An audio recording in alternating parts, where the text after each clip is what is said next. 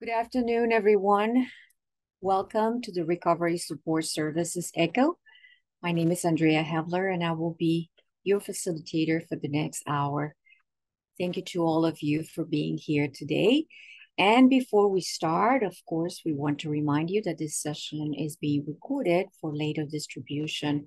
You may find this session later on, approximately 3 weeks, at our Be Well Texas YouTube channel. And as always, there's going to be a post-session survey link that we will send after the class. We invite you to answer that post-session survey. It's going to help us determine your needs, your interests, topics that you probably would like to hear in this class. And also you will qualify for a $30 gift card when you answer that survey. Thank you. As always, there is no personal health information shared either in the chat or during the conversation. I know we always say that, but these are very important compliance guidelines that we all have to follow. So we want to remind everybody that when we discuss the case, we will not share any information related to names, locations, or anything that can help us identify the person in questions. And as always, if you need captionings for this class, you may navigate to the bottom part of your Zoom window and click on the captioning options. And with that, we're going to move to our introductions from the Recovery Support Services Hub. Sean, would you like to introduce yourself to the group? Thank you. Sure. Thanks, Andrea. Good afternoon, everybody. Sean Wright, Program Director and Recovery Coach at Abilene Recovery Council and member of the Hub team. Great to see you. Thank you. Richard. Yes, good afternoon to everyone now, I guess. Richard Hamner, Recovery Support Services Program Manager with Be Well Institute, and happy to be here. Thanks. Thank you, Richard. And our case presenter, not sure if Emery Cotter is here yet. If she's not, she will be here soon. So let's move to Dr. Lindsay. Would you like to introduce yourself to the team? Yes. Hello, everyone. Adrienne. Sorry. Is my audio working okay? Yes, yes. Adrienne Lindsay, Director for the Center for Substance Use Training and Telementoring. And for those of you that were on early, sorry for some technical difficulties we were having. Thanks for being here. Thank you, Dr. Lindsay. And today we have Jason Pullin discussing recovery support services and housing.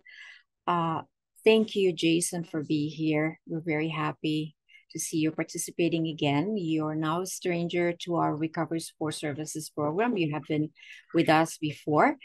Whenever you're ready, we can start with your presentation. Hey, thank you, Andrea. And as mentioned, my name is Jason Pullin, and I currently serve as the director of the Texas Recovery Oriented Housing Network, or TROHN, as most people call us. And we can get started. Just about myself. I'm a person in long-term recovery from mental health and substance use disorders. I also have lived experience as a resident and an operator in recovery housing, which is why I'm so passionate about this topic. And I am an RSPS and also a certified leadership coach as well. I'm pleased to be presenting today, as I said, on a topic that's near and dear to my heart, and I believe it's of extreme importance to the recovery community and people seeking recovery from substance use disorder. And let's see, I guess we can start the slides. Yes, so Karen, you can start sharing his PowerPoints. Can everybody see that? Okay, good. Okay, and our topic today is House Bill 299 and recovery housing in Texas. And we can go to the next slide. And the disclosures, as you can read. And we'll go on to the next one. Today, we're going to discuss, try to gain an understanding of TROHN accreditation, as well as some key legislative changes that were made with the passing of House Bill 299. And we're going to talk a little bit about SAMHSA's recovery housing best practices that was released in September of last year. Very exciting stuff. So we can go ahead and go to the next slide. Okay, so what is TROHN? TROHN is the Texas Recovery Oriented Housing Network. You may have heard it be called TRON or THRON or Thorn in some cases, but it is TROHN is the correct pronunciation. And what TROHN is the state affiliate of the National Alliance of Recovery Residences, or NAR, as most people are familiar with it. And if we go to the next slide, talk a little bit about NAR and the National Alliance of Recovery Residences. NAR was established in 2011, where they came together and established some quality and safety standards and a code of ethics that could be translated nationwide. I'll let you know. Getting some feedback. So, and I know on my slide, as of July of 2023, there were 30 statewide affiliates. There are now 34 active affiliates and 5 affiliates that are emerging or are still in development, which is pretty huge. There's over 1,600 recovery residence providers nationwide, and NAR has certified 4,500 recovery residences, which I believe it's up over 50,000 recovery beds now, and they have a 25% annual growth capacity, accredited capacity. So we're growing each and every year, and here in Texas as well. Let's see if we could go, let's see. Before the next slide, just to give you an idea of what NAR standards are, there's 31 standards that have been created. We're on version 3 of the NAR standards, so they're continually being updated as cultures change and communities change. So they emerge over 4 domains, and the domains are administrative and operational. And some of the core principles I'm going to go over. The first one is operating with integrity. That goes into the operational side. Second one is upholding residents' rights. It's very important. Creating a culture of empowerment where residents engage in governance and in leadership in the home. And development of the staff to have their abilities to apply to the social model of recovery. The other domain is physical environment. They like to provide a home-like environment and promote a safe and healthy environment. And recovery support is the third domain. And some of the core principles behind that are to facilitate active recovery and recovery community engagement, model pro-social behaviors and relationship enhancement skills, and to cultivate the resident's sense of belonging and responsibility for the community. And the fourth domain is good neighbor, and the core principle behind that is be a good neighbor, ironically. So among these domains and standards, it's very much they're put in place for the ability to apply the social model. Social model recovery is peers helping peers. It's mutual aid. It's resident governance. People having a voice in their own recovery and a voice in their own home, which has been proven very effective in order to help people recover and gain more recovery capital, so that they can transition better into traditional housing. So if we could have the next slide. Okay, so we're going to talk a little bit about TROHN accreditation and what that means. And TROHN and Oxford House Incorporated, the only 2 accrediting agencies in Texas that were named in House Bill 299, and the only accrediting agencies in Texas that are recognized nationally. So the TROHN accreditation process has 4 steps. It used to be 3 until House Bill 299 passed, which we'll talk about that in a moment. But the first step is training. All responsible parties that must complete what's called a recovery housing administrator training. And all this training comprises of it's a training on the standards. It's learning how to implement the standards into their homes and the code of ethics. It goes over the code of ethics. It also talks a lot about social model recovery and it talks about recovery literacy, which are important for all operators to understand. And training completion, after training completion, a certificate must be uploaded into their application in order to achieve certified status. So the application, step 2. This is a lengthy document that breaks down the 4 domains. It asks for administrator information, logistics, house information, addresses, program information. It goes through the policies and procedures of an organization line by line to ensure that they match up to the NAR standards. So each standard is addressed in the application process, and a provider must demonstrate that their organization is operating under this particular standard and this code of ethics. So that's the application process, and it is a strength-based process. It's not a pass-fail application. A provider will typically take a stab at the application, and we'll go back and forth. I review all these applications personally, and we submit them back and forth until we can work with a provider to where they do reach the standards. So it's not a pass-fail situation. It just, and the length of time depends on the provider and how soon they would like to make the changes necessary in their policies, procedures, or in their physical environment, the architecture of their home, things of that nature. This is all part of that process. It's very communicative. And a lot of technical assistance is provided on my end and on the organization to help people succeed in this. So step 3 is the interview.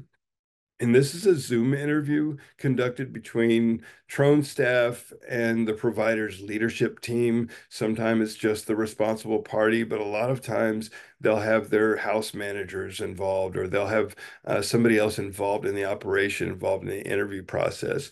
And all the interview does is it gives us a better picture of the program, a better picture of what actually they do and what the niches are in that particular program and how they do apply the social model. And a lot of things like resident governance is something we talk a lot about in those interviews. And it just helps us get a better picture of that organization and to see that they are ready for accreditation.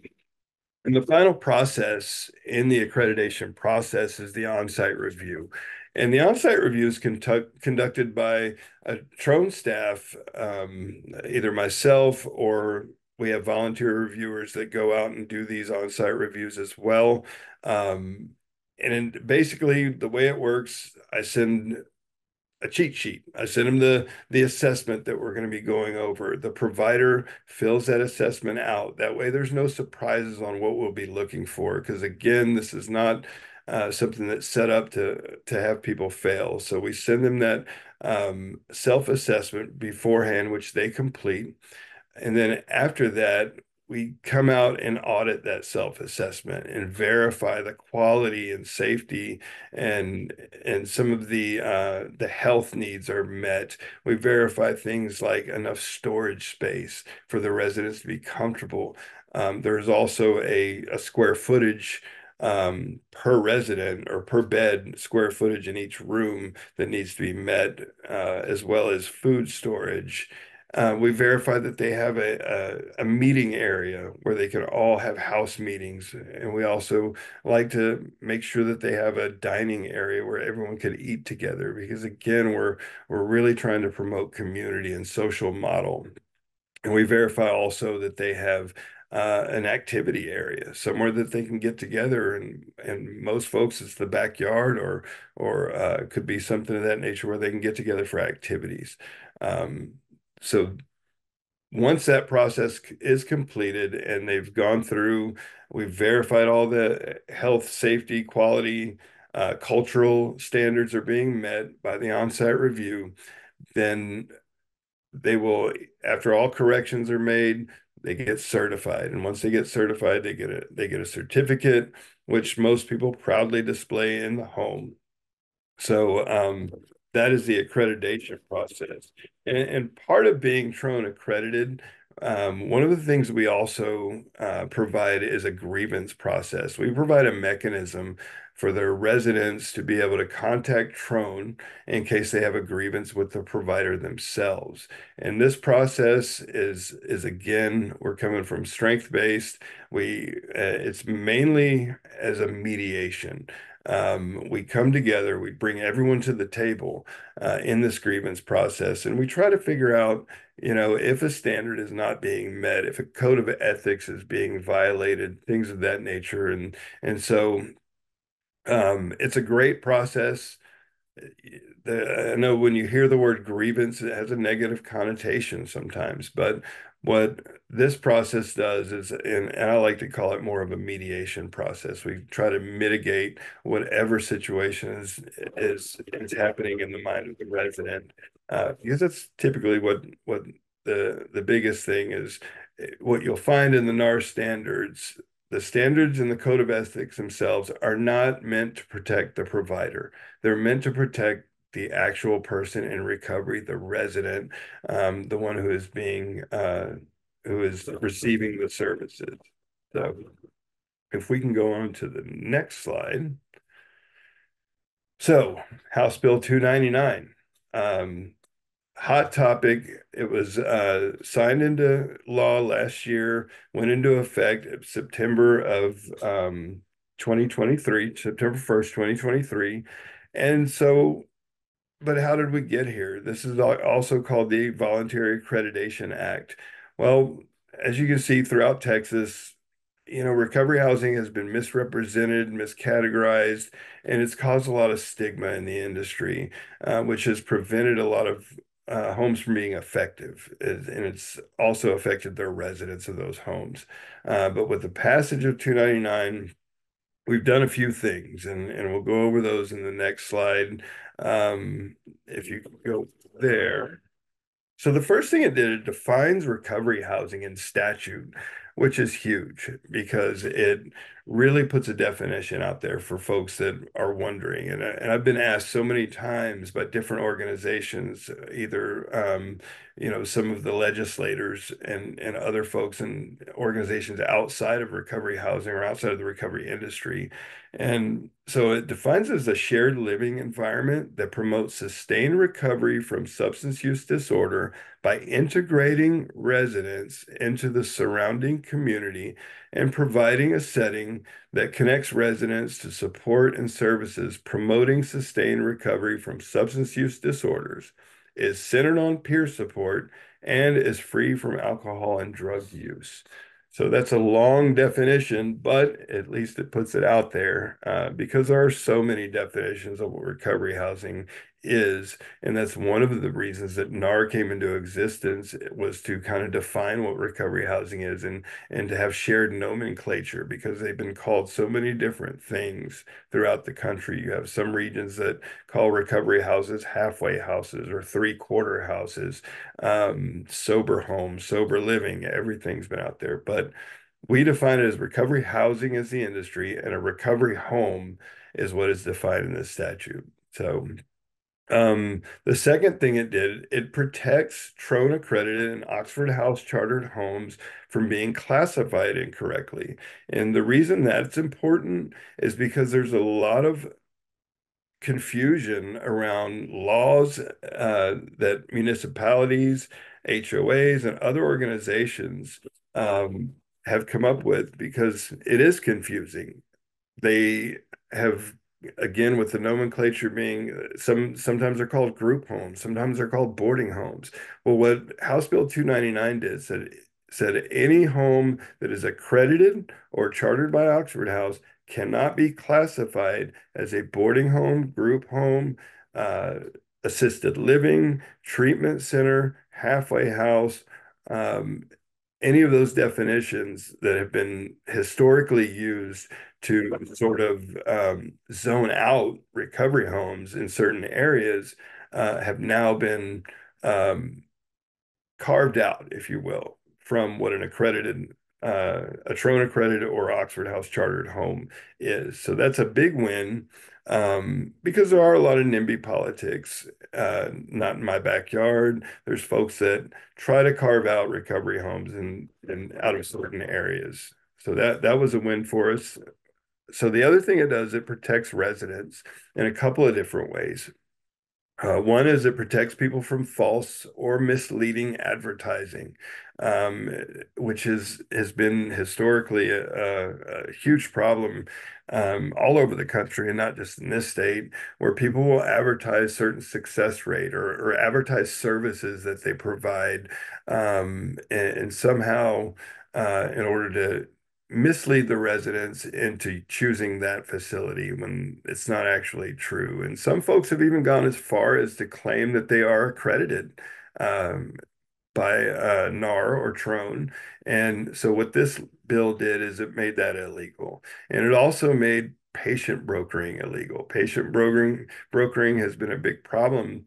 It's even in the SAMHSA's recovery best practice we're going to talk about. They talk about patient brokering, and that's been a big issue. We've seen cases where the patient brokering has gone as far as to encourage recurrence of use in order to get back into the system for the insurance companies and such. So this made that illegal. You cannot receive any kind of gifts, money, or in-kind services in exchange for referring or receiving a client. So huge deal, big wins for the residents.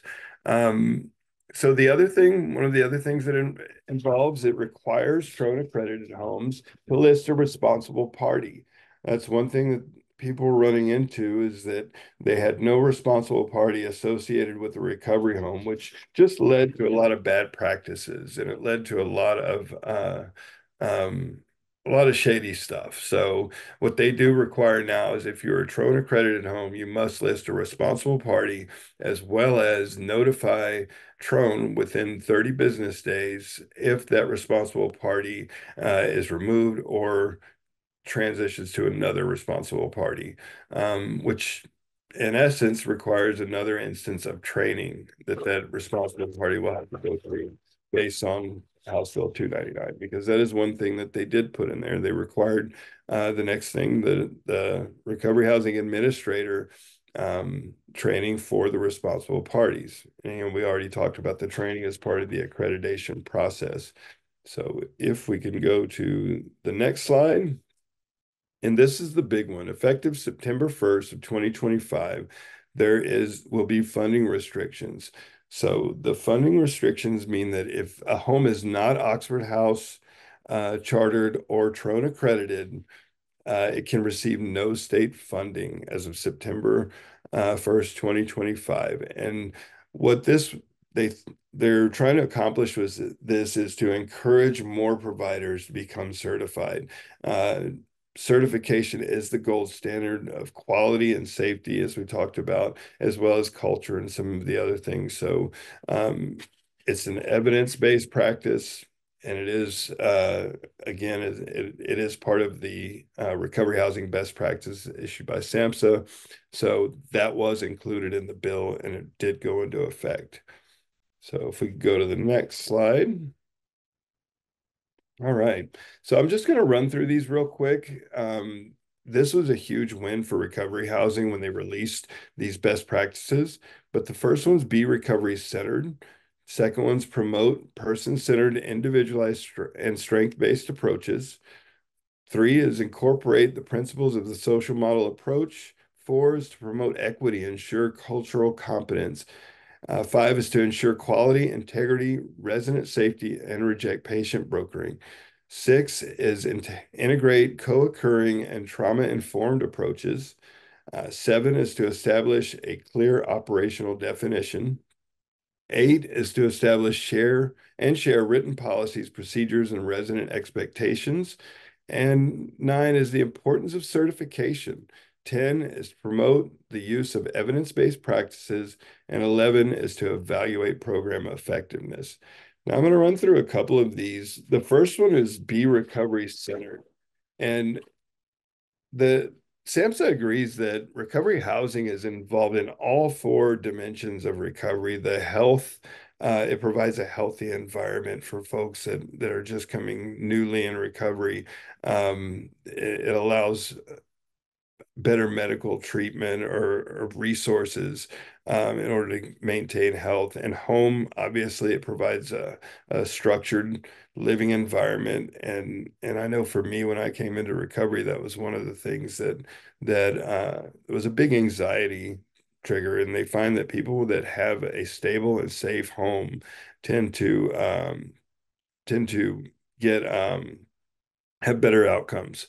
And purpose. Recovery homes typically provide daily activities such as employment or going to mutual aid groups, different meetings, all kinds of different activities, which provides a person new in recovery more purpose.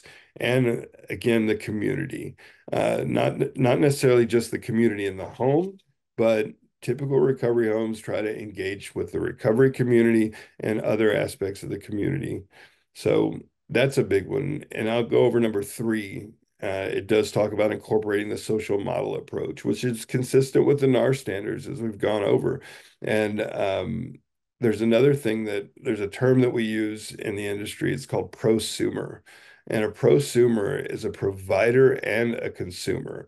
So person is not just there to get help, but they're to learn how to give help too, and learn how to give back. And number five, ensure quality, integrity, resident safety, and reject patient brokering. It lines directly up with the NAR standards and House Bill 299, as we talked about.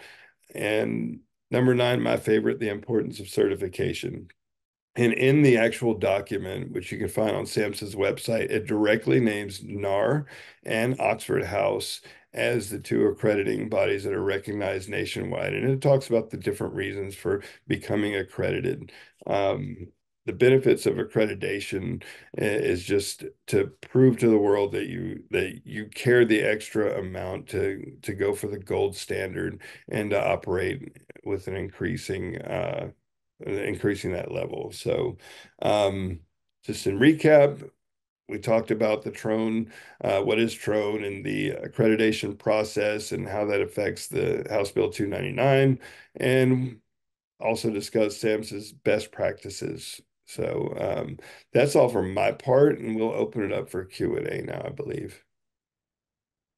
Thank you, Jason. Great presentation, a lot of important information here. I see a question from one of our participants. Are people who are on methadone medication for opioid use disorders allowed in any of these recovery facilities? That's a great question, and yes, they are. In fact, one of the projects that we oversee is Project Homes, and they're doing a study on medically assisted treatment in recovery housing. And so, yes, you can find on our website, there is a find housing directory. And one of the filters is people who accept MAT. So increasingly across the state, there's lots more people accepting medically assisted treatment recovery. Great, thank you. Any other questions I see here? Is there a standard on CPR training and storage of Narcan at certified houses? What are your thoughts? Never thought about that.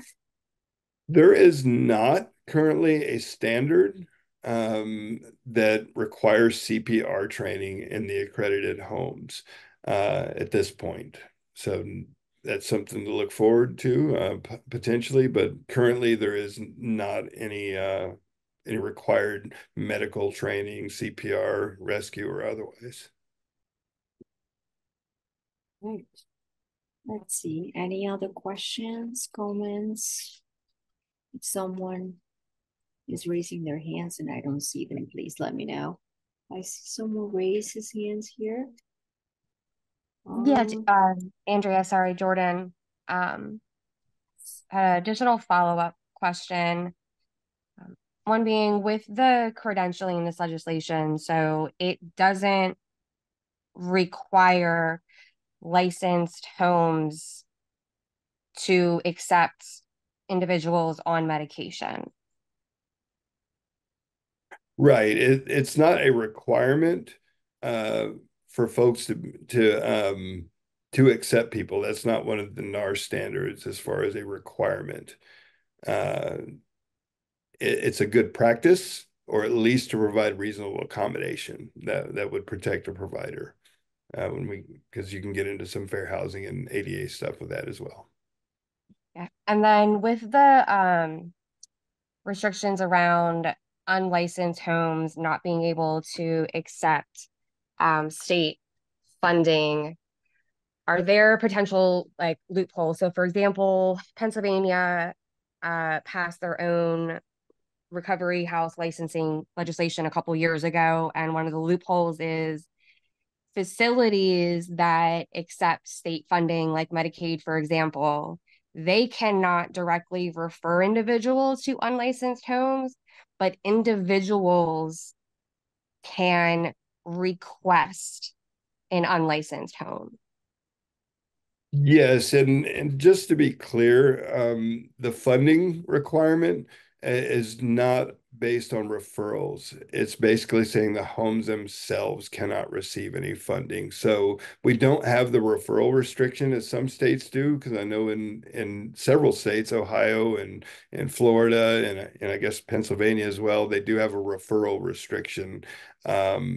That you cannot be referred to by any licensed treatment center to a home that is not accredited. Texas is not ready for that yet. Thank you. I think Larry had his hand up. Yeah, so TROHN is a network. Oxford is an organization. Are they governed by anything? I mean, does that make any sense? I'm sorry, repeat your question. So Oxford is an organization. They have their own houses and everything. And so are they governed by a set of rules? Like TROHN's a network, right? It's not necessarily a organization. And does Oxford houses get state money? Yes. Currently, Oxford, that the homes themselves don't get state money, but I know the organization does, and there is a difference between TROHN and Oxford. TROHN is a chartering organization. Excuse me, Oxford is a chartering organization, and I know that they are a provider. They set up the home, charter the home, and just kind of oversee from there. But TROHN is actually, we are not a provider. We are simply an accrediting organization. We go around and you apply for accreditation with us. We have nothing to do with the business aspect of it, of your home. I hope that answers your question. That does answer my question. I wasn't aware that Oxford got any money though. I thought they Well, did they have a all their contract with the state. Oh, okay. Thank you. Sure. Okay, I think we have time for another question. I think it was, let me see. Trisha, do you want to mute yourself and ask your question? Yes, I was just wondering, is there an actual link to register for recovery housing? Is that through TROHN? A link to register for recovery housing? For it to be accredited? Oh, yes. If you go to TROHN.org, TROHN.org, that's where you would find the training is available there, as well as the certification application. And that's where the process would start.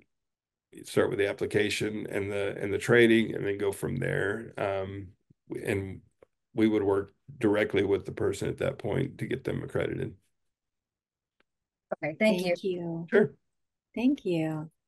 And we're going to go with one more question before we move to announcements. Lindsay. Yeah, I was just wondering how you incorporate harm reduction strategies into your programming, or if you do. Yeah, we don't. Again, we're just social model and quality standards, safety standards. things of that nature, cultural. We do have different levels of homes, and a level 3 home does have RSPSs that work with them. But as far as harm reduction strategies, it's more of a, how can I put this? It's more of a desire of ours that they have either a some kind of policy in place for when someone does relapse. Because the biggest issue we have is people relapse, and once they relapse, a lot of recovery homes, they don't have anything in place. They just put them out on the street, and that's something we try to instill, is that everyone has something in place. They either have some type of referral system where they refer them to a sobering center or some other respite home, something like that is where we try to. It's tough in Texas, as y'all know, anyone related in the harm reduction field, and they understand that it's not easy in Texas. It's not a lot of places, but we do try to make sure that they have something in place so that people aren't being placed on the street. Thank you. And I know we have more questions. You may keep adding them in the chat and we will get to those later if we can. Remember, when there are topics like this, that there are so many questions and interests around them, we can always have second parts. So we'll be more than happy to have Jason again back to the RSS Echo for a second part on housing, because I know the topic definitely lends itself for a second part. So in the interest of time, we're going to be moving to the announcements, and then we'll go to our case presentation. Karen, whenever you're ready with the announcements. And remember, if you have a case presentation that is presenting a challenging for you or your organization, or you simply want to share your experience with a case, you can send us an email at cstat@utesca.edu. Karen is sharing that email address now. You don't have to do anything too difficult. We'll provide you with the case form. You complete that case form, and you shared your experience with the Recovery Support Services community of learners. Next, please. Remember to claim your CEs. There is a post-session survey we'll send to you after this session. And once you answer yes to the question, are you applying for CEUs credit today? Please be aware that it might take somewhere between 2 and 3 weeks for you to receive your certificate via email. There is a process to create those certificates. We'll review all your answers from your surveys. Those answers, that information that you give us is very important for us because it helps us shape these sessions. So there is some time frame between the moment you answer the post-session survey and when you receive your certificate. But once again, thank you for being here and for participating in our post-session survey. There is a $30 gift card also for answering the survey. You will enter into a raffle for answering this survey. Thank you. Next. And the Peer Recovery Innovation Network is, or PRIN, is a team of people who are interested in expanding recovery science research. So anyone can take part of this survey. We're going to be sharing the link for the survey right now. It can be anyone with a relationship to recovery, loved ones, persons in recovery, members of the recovery workforce. So please answer this survey and help us expand recovery science. Next, please. And our 5th session for the webinar, Thriving in Substance Use Disorder Service Delivery in the Post-COVID Era. That's May 21st. We're sharing the CSTAT website. You can go there and register for this webinar. It has been a success. You all have received it very nicely, but we still have some more good sessions coming. So the one on May 21st is on mitigating grief and loss post-pandemic. Please don't miss it. Go and register so you can also receive your CMEs or CUs for participating in this session. Thank you. Next month, we'll have someone talking specifically about harm reduction approaches to recovery support services applied to sex workers. This is a topic that you mentioned your interest in some of our post-session surveys. So we're bringing someone who is an expert in this field. So please don't miss it. That's Wednesday, May 22nd. Go and register, and as always, CEUs are provided as well. And next. Remember, the Center for Substance Use Training and Telementoring, or CSTAT, provides free technical assistance. That technical assistance can be on clinical mentorship, linkages to additional resources, medications for opioid use disorders, or anything else. There is a form that we created specifically to make sure that we route your requests appropriately.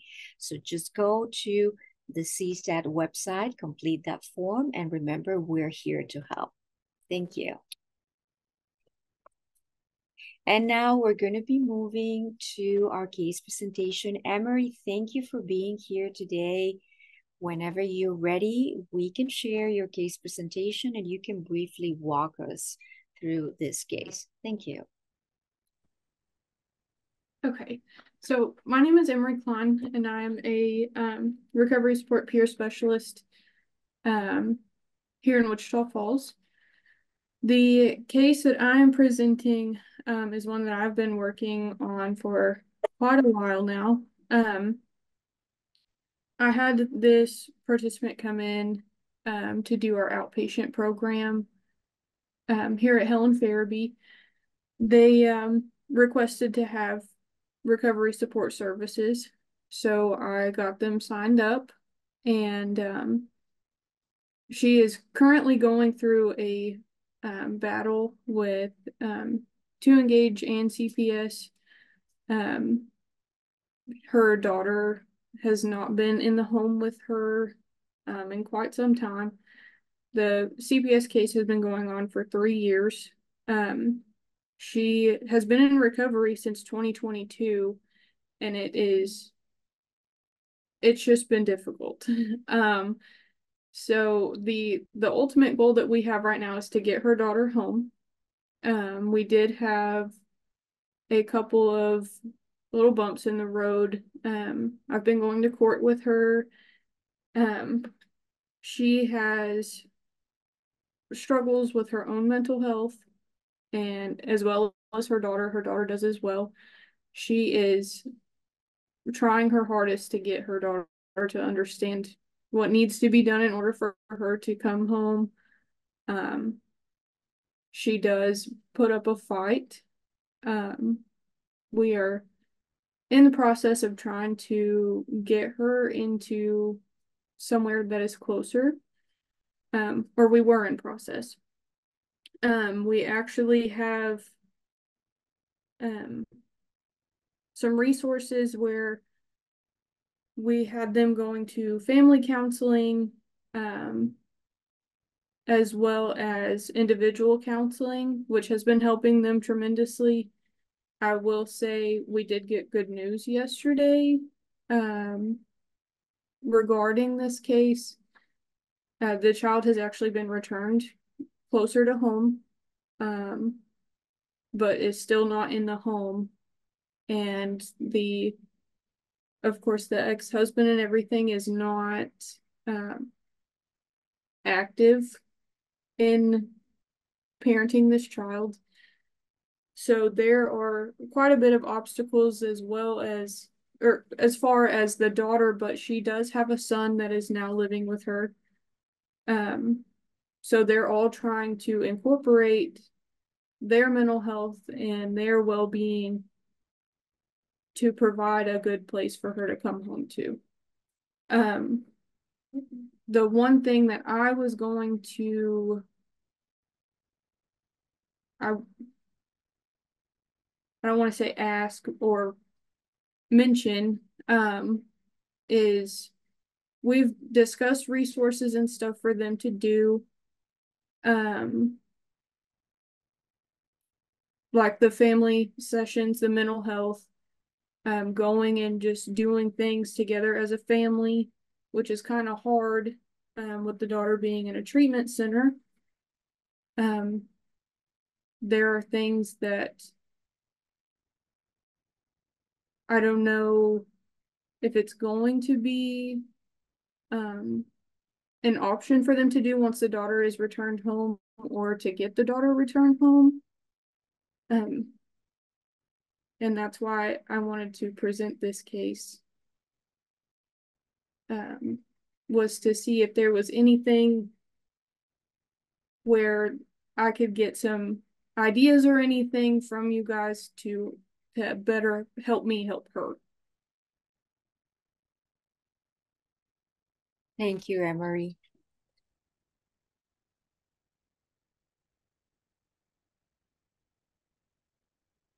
I see a question here. Does mom volunteer in any public facility? As of right now, she does not. That is one of the options that I gave her was, I did give her a list of places where she could volunteer.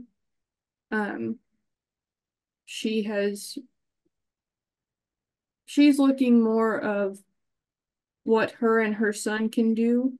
I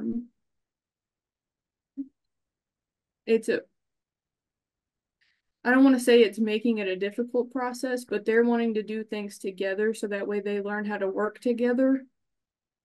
And that's one thing that I don't know a lot of resources for that. I know the individual stuff, but I don't know as far as family wise.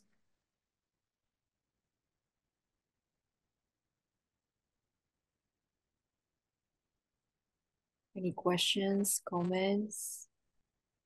This is Richard. I had a question, and I was curious with the ex-husband, and that he seems to be one of the challenges, I guess, preventing reunification. I'm just wondering, how is he involved? Is she still living with him, or is he outside the home and just doesn't just kind of what that role looks like? Is that preventing the daughter from reunifying with the mom?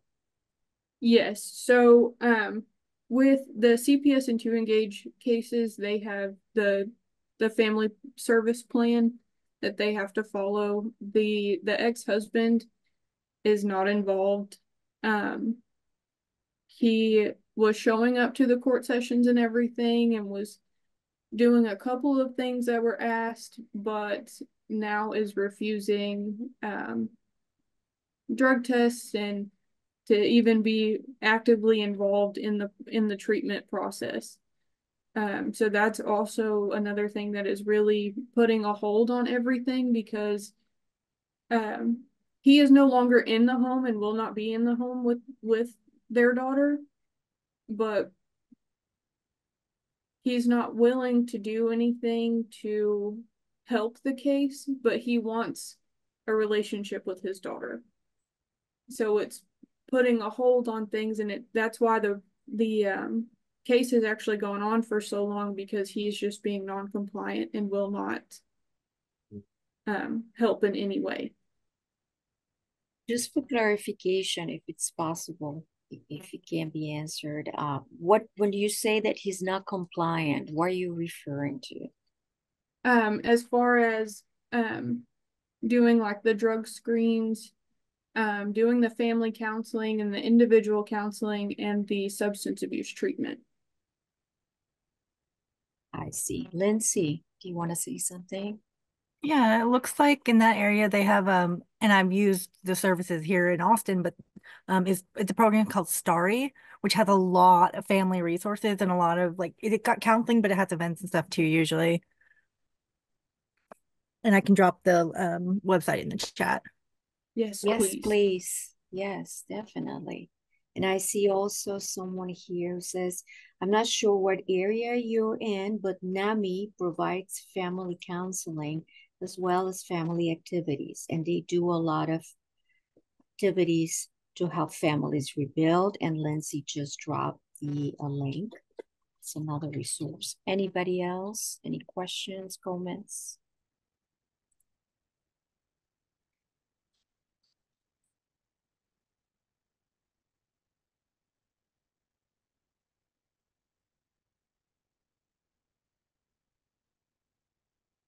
What has the question, I know you mentioned this, but has she mentioned specifically what her goals, where she would like to be? What is her plan according to her in terms of her recovery process? So right now, I actually spoke with her yesterday to get everything in order, and her way of thinking right now is if she does everything that the court is asking of her, that things are going to go in her favor, which, yeah, that's how it's supposed to go. You're supposed to follow the family action plan and the treatment plan that they provide for you. But she's more of concerned of what she shouldn't do versus what she should be doing. So that's where we're kind of at a standstill as far as her ultimate goal. That's why I was presenting the case, was to get ideas so that I could help her find her ultimate goal and what she's wanting to accomplish with this. Which of course she has mentioned that her ultimate goal is to have her daughter in the home. Her daughter was down in Houston, I believe, at a treatment center, and now she is closer to home. So they're thinking now that she has, I don't want to say family with her, but family around her and closer to her, that it's going to work out better than having her hundreds of miles away versus having her here. So that's where I'm at. We're kind of at a standstill for her ultimate goal of what she wants to do with everything. Thank you. Sandra, would you like to unmute yourself, please? Sandra?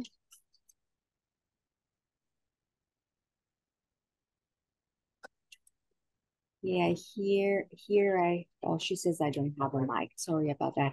I believe mom needs to show the court that she remains in positive activities outside the home. Can she volunteer at a community center? Yes. I think we discussed that before. Yes, we're in process of trying to get her to be involved and actively volunteer. But like I said, the only issue is she's wanting to have somewhere that is family oriented. So that's what I'm currently trying to look for, is somewhere where she can have both her and her son there so they can work on it together, so that when her daughter does come home, they'll be able to do all of it together and have that family unity, is what I like to call it.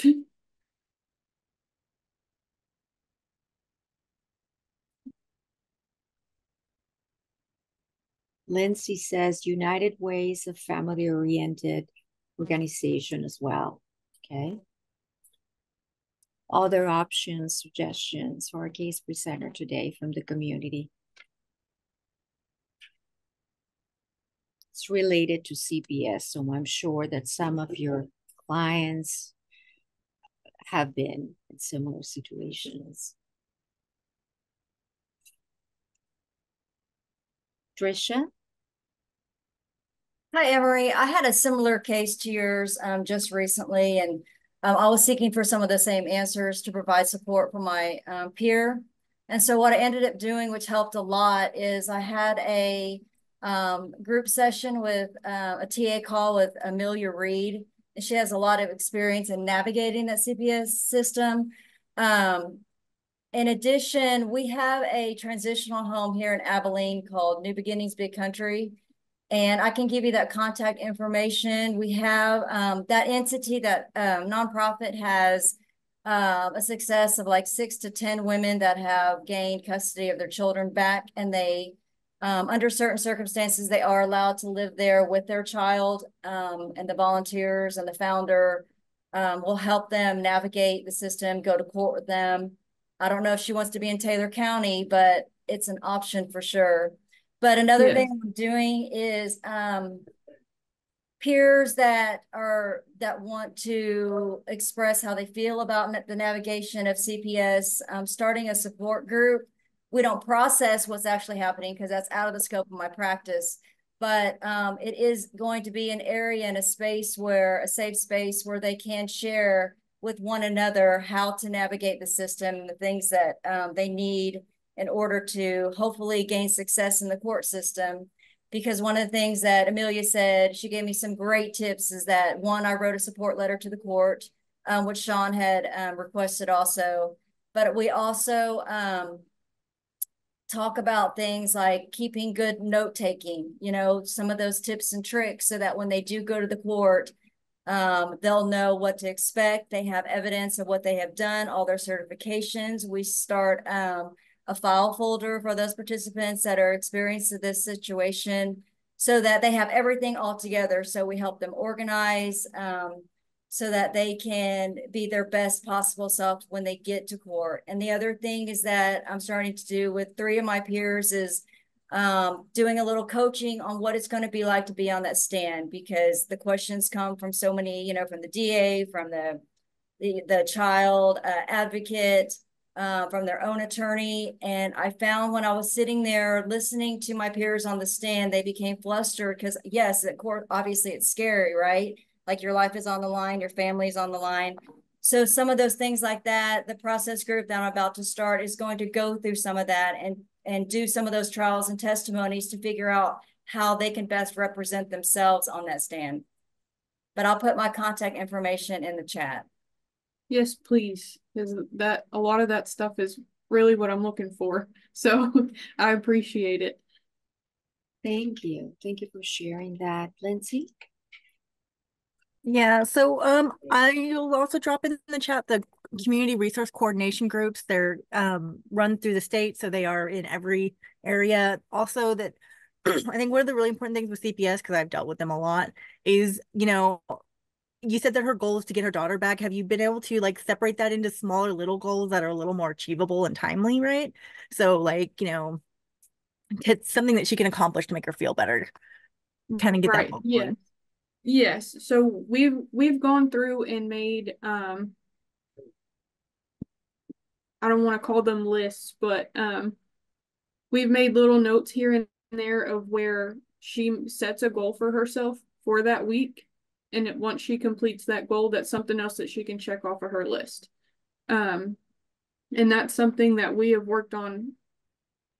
I have worked really hard with her on this. So that way she does feel like she's accomplishing things, and she's able to give, you know, a good report whenever she does go to court and let them know what she's been doing.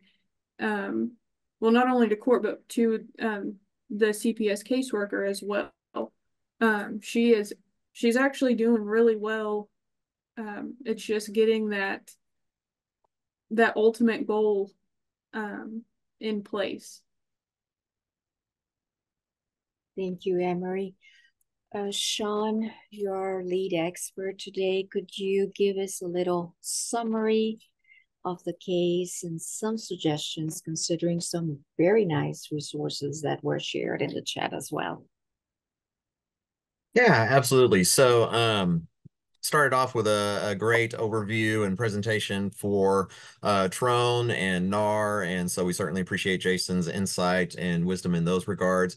It's always important when it comes to those areas of recovery housing, right? And the connection, the community connection is one of the ways that really connects to what we do with the RSS, right? And safe housing and stability and all those things. So certainly appreciate hearing about those safety standards and the ethics that are involved, the emphasis on those social elements of recovery capital, which align with what we do as RSS coaches, right? The aspects of cultural empowerment.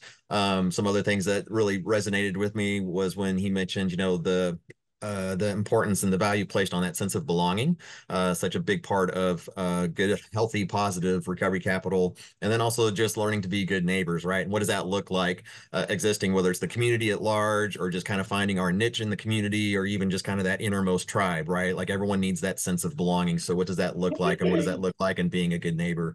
So certainly appreciate that. And then also the overview and timeline for House Bill 299, the protective elements that that offers, not just to the accredited homes, but also to the residents. And then some of those things that are coming up in the future, right? So the state funding, some impact there coming up in September, and what that's going to look like as far as being able to provide financial assistance, really more so just to accredited homes versus to what we may be used to in past years. Grateful for the presentation of the case by Emory. Certainly being involved with those state agencies can, be very tedious and very trying. Ideally, there was a time when that agency actually provided separate family plans. And so if one parent did fabulous and the other parent did not, well, it didn't really pull the other one down. Unfortunately, it seems like things have changed, and now it's pretty common for those cases to both parents to have a joint service plan, and that certainly complicates things. But we saw some great resources provided in the chat, everything from some resource collaboration groups. I'm going to throw another one in there here in a minute that I didn't have time to, but for parent collaboration groups, unfortunately, there's not one in Region 2, but so people in other places of the state will have that. Those are led by families that have successfully navigated CPS for the benefit of families that are currently involved with CPS, but that'll give you a map and the contacts for those different regions. But we saw also it was the community resource coordination groups being offered, NAMI, Wichita Falls, great resource, and then also STARI services that includes family counseling, fatherhood, and family preservation. So it's always important, right, to have that network of resources and to know who and where those things are in our community. And for those of you that are kind of newer to the coaching role, one of the things I've always encouraged new people to our team is, man, before you start getting real busy with a big caseload of peers that you're coaching, get out there in the community and make those connections and find where those resources are and dig deep, so that when you do have a case like this that comes up, you'll know who to reach out to, and you'll already have some of those alliances and relationships in place. So Emory is a great teaching opportunity for us today. So thank you for providing that. Well, thank you to all of you for being, for being here today. It has been a great session. Please remember to answer that post-session survey that we'll be sending to you soon. And thank you. We'll see you next month. Bye.